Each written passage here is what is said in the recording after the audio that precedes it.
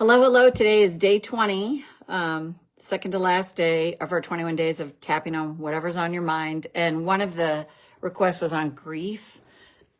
I know I have some other ones in on YouTube for that, but it's always good to redo these and see what comes each time.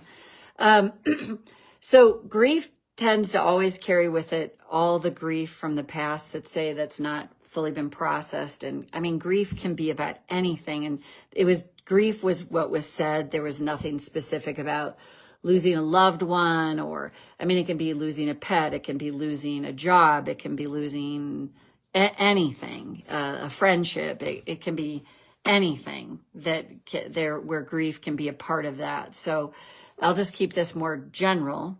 Hey, Sharon, how are you? Good to see you. So let's just tap and see where this goes and see where grief comes up for you. You know, grief can be moving. It can be living in a different place. It can be losing a job and doing something different.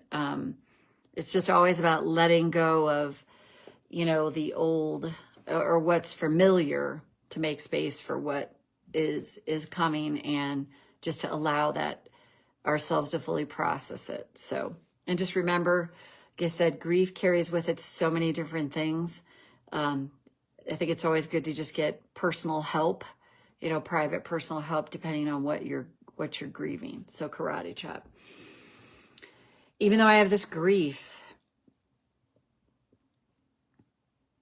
and I'm really feeling it in my body, I don't like feeling this. I want to just be over it. I choose to honor this truth right now. Even though I hate feeling grief, I don't want to be feeling this. I just want it to be done.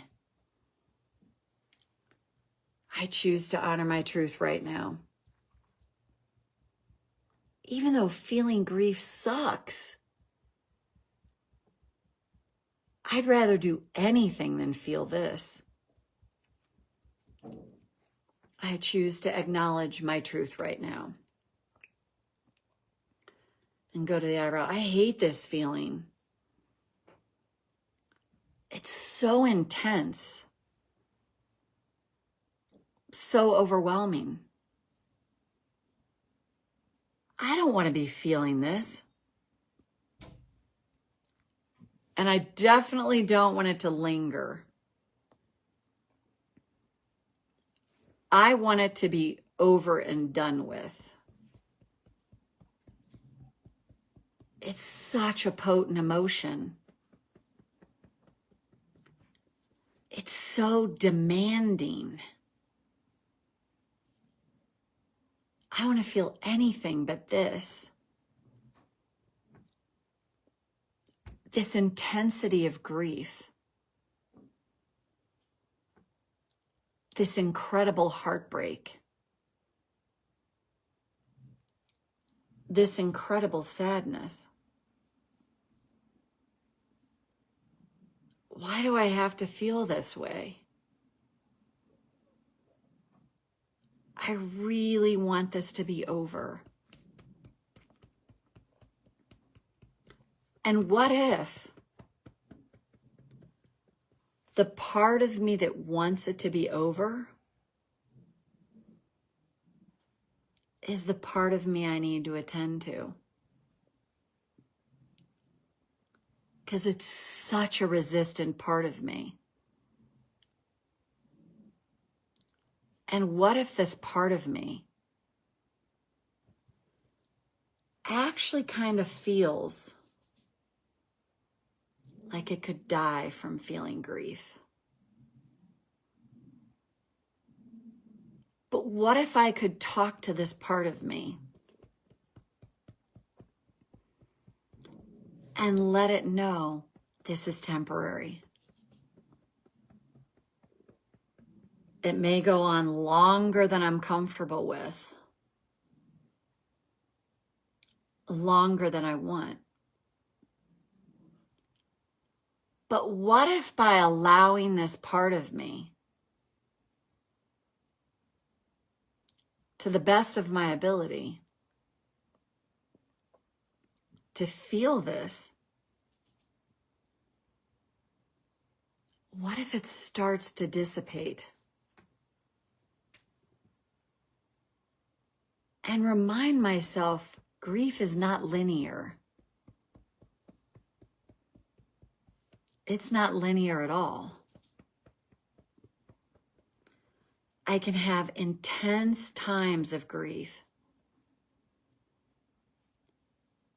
And a few hours later, I can feel fine. And what if, by letting the part of me know that doesn't want to feel this, you'll get through this. The grief starts to soften because I'm releasing resistance to it.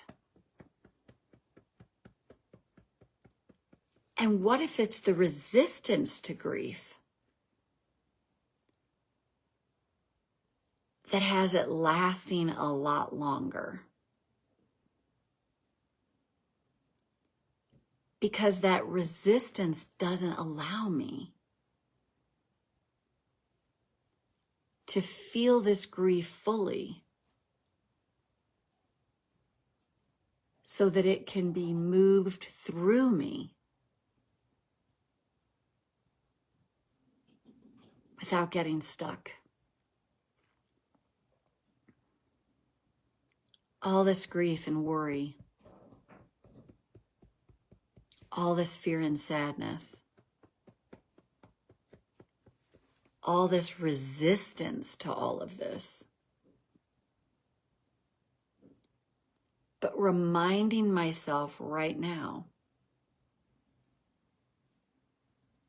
this might be intense, but it's actually leaving my nervous system the more I can allow it. And I'll feel lighter and freer over time by allowing myself to experience this the best I can right now. And take a breath. I've definitely worked with different people on grief, and the thing that I notice is it's like talk about a forbidden emotion. It's like, oh, I don't want to feel that. I don't want to do that. And that adds to it because the resistance itself, it's just like, it just prolongs it. And it's hard to get the brain to wrap around that, but it's like letting that part, it's okay to feel this. Grief is such a demanding emotion. And I just recently went through a grieving process due to a loss. And I mean, I would say it realistically, it comes and goes because that's grief. It's not linear. But I noticed this just very intense moment that it came up for me. It was so intense. And I just let it be there. And I did some tapping and just like letting it's okay. It's okay that I feel this way. Oh, it's so painful. I hate feeling this. And just tapping out loud and honoring my truth about it. And then I noticed within a few hours, it was really dissipating. I wasn't tapping for the whole hours, but I was just acknowledging and honoring it. And then I went into more observing of it. Like I'm just observing it. Here it is. You don't like it. It's uncomfortable. I'd like it to be over with, but observing it. And that itself creates space from it. Because there's that part of me that's like, oh, I could die from grief. And I know I've told this story before. On the day that my sister died was the same day, like this just super sweet cat we had went missing. And then eventually we found out she was killed. And when I was flying back from being with my sister, because I'd had time to understand, we thought we were going to lose my sister in March, and she stayed around till September. So I was more prepared for that because the epic grief was in March. So this was in September. And then to find out the cat was missing, I was on a plane and I started hyperventilating. And I went to the bathroom and I knew this is trauma. And then I got home and I was able to tap with someone I tap with. And at the same time, in unison, we said, we're tapping with your 6-month-old self, because that's when that accident happened with my parents. And they were hit head on by a drunk driver. And my mom was hospitalized for 2 years and my dad for like 9 months. And we had a nanny that was not very kind watching over us. And I was left alone to cry in the crib a lot at 6 months. And it was so potent. And there were times during the tapping session, I literally felt like, oh my God, I could throw up. But I know enough to know I just kept tapping, tapping, tapping. And then how I say it, I was left with amazing, beautiful grief, because all the trauma that was attached to that grief was now moved along. And I could just sit in, you know, the loss of my sister, the loss of the cat, and of course feel sad and of course feel heartbroken. But the potency of it that just felt like, oh my God, like I'm going to die from this, because I kept repeating, if she doesn't come back, I'd rather die. And then it pinged into my mother, and it was like, whoa.